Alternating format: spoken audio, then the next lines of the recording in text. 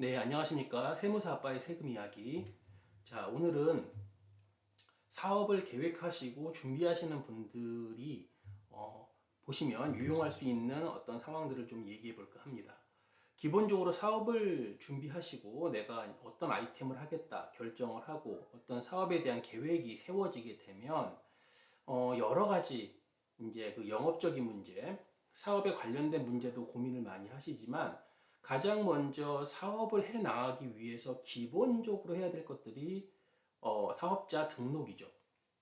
이 사업자 등록이 이루어진 다음에 그 다음에 여러 가지 어떤 세무에 대한 어떤 대비, 생각, 준비, 그리고 서류는 어떻게 준비해야 되고 무엇을 대비해야 되는지에 대한 어떤 여러 가지 생각을 많이 하실 수가 있는데 차근차근 살펴보면 가장 첫 번째가 뭐냐면 이제 사업자 등록이 됩니다.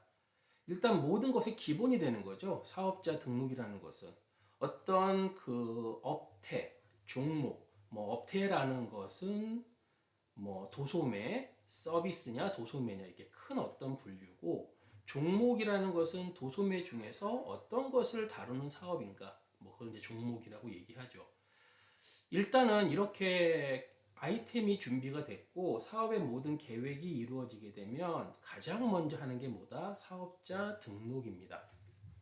그래서 사업자 등록을 먼저 살펴보면 일단 이 사업자 등록은요, 여러분 일반적으로 세무서 가서 직접 민원실 가셔가지고 민원실에서 사업자 등록 신청서를 써서 관련 서류를 제출해서 해도 되시고 아니면 홈택스에서 여러분 할 수도 있습니다. 홈택스에 그 공인인서가 있고 거기에 가입이 되어 있으시면 홈택스의 위에 메뉴 중에서 뭐 세금계산서, 사업자 등록 관련 메뉴에 들어가셔가지고 실제로 거기서 전산으로 모든 것을 입력하고 관련 서류를 스캔을 떠서 제출함으로써 자 이루어질 수가 있죠. 그런데 대부분 이제 민원실을 많이 가시는 게 왜 그러냐면 바로 나오기 때문에 그렇죠. 사업자 등록이 바로 나오기 때문에 많이 민원실을 이용하시죠.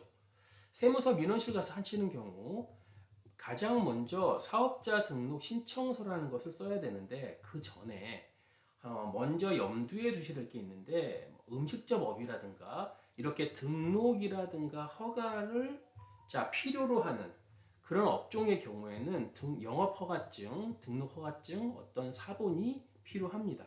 그래서 어떤 사람이 많이 모이거나 그러므로 어떠한 절차와 어떤 안전 같은 것들의 부분에 대해서 어떤 등록이라든가 허가를 해야 되는 업종의 경우에는 그 사본이 먼저 준비가 되셔야 되고 즉 뭐냐 하면 허가나 면허, 등록을 먼저 받으셔야 됩니다. 그리고 그것을 가지고 뭘 하는 거다? 사업자 등록 신청서를 작성하고 대표적인 첨부 서류로는 자가 소유의 경우에는 자신의 것을 직접 사용하니까 등기부 등본이면 될 것이고 임차의 경우라면 당연히 뭐가 필요하다? 임대차 계약서 사본이 필요합니다. 이것과 함께 사업자 등록 신청서를 작성해서 바로 관할 세무서 민원실에서 이것을 등록하게 되면 큰 무리가 없는 한 바로 그 사업자 등록증이 교부가 됩니다. 사업자 등록증 신청을 할 때 고민되는 부분이 일반 과세자로 할 것인가 간이 과세자로 할 것인가의 문제인데 이 간이 과세자는 매출액이 8천만 원 이하 그렇죠?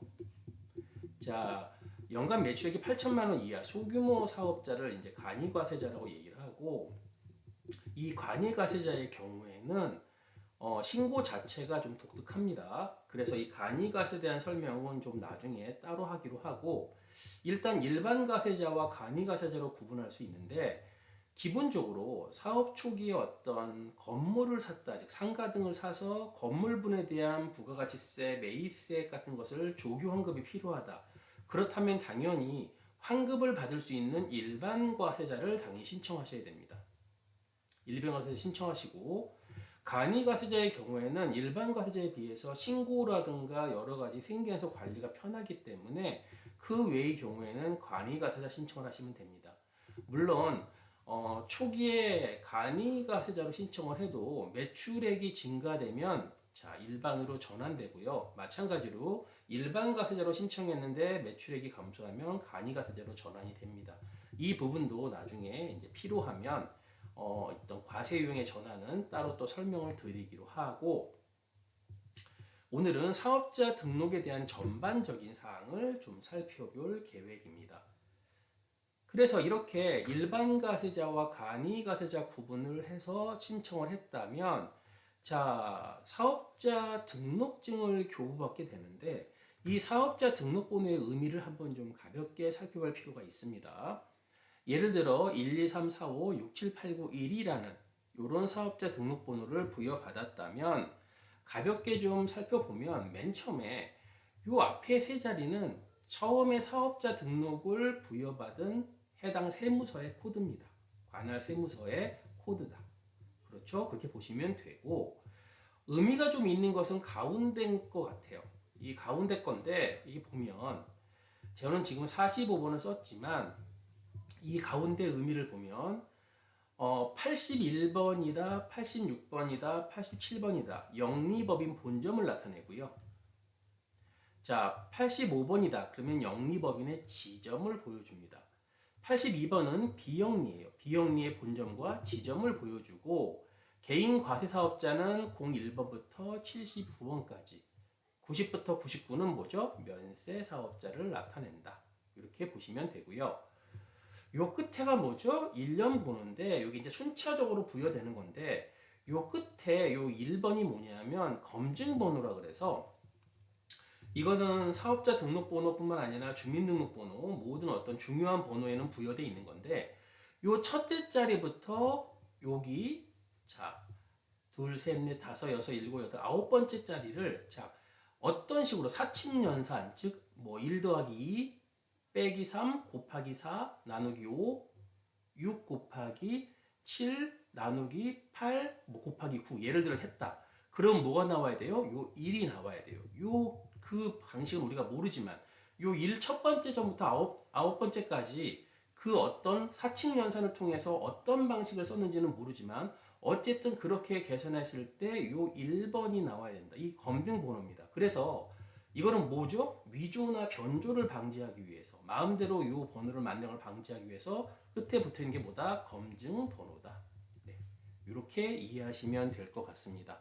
그래서 오늘은 가볍게 먼저 뭘 살펴봤냐면, 사업자 등록증의 절차, 사업자 등록의 절차, 그리고 서류, 이런 것들을 좀 살펴봤고, 또 순차적으로 사업에 사업을 하기 위해서 어떤 것을 준비해야 되는지는 또 다음 편에서 계속적으로 살펴보도록 하겠습니다.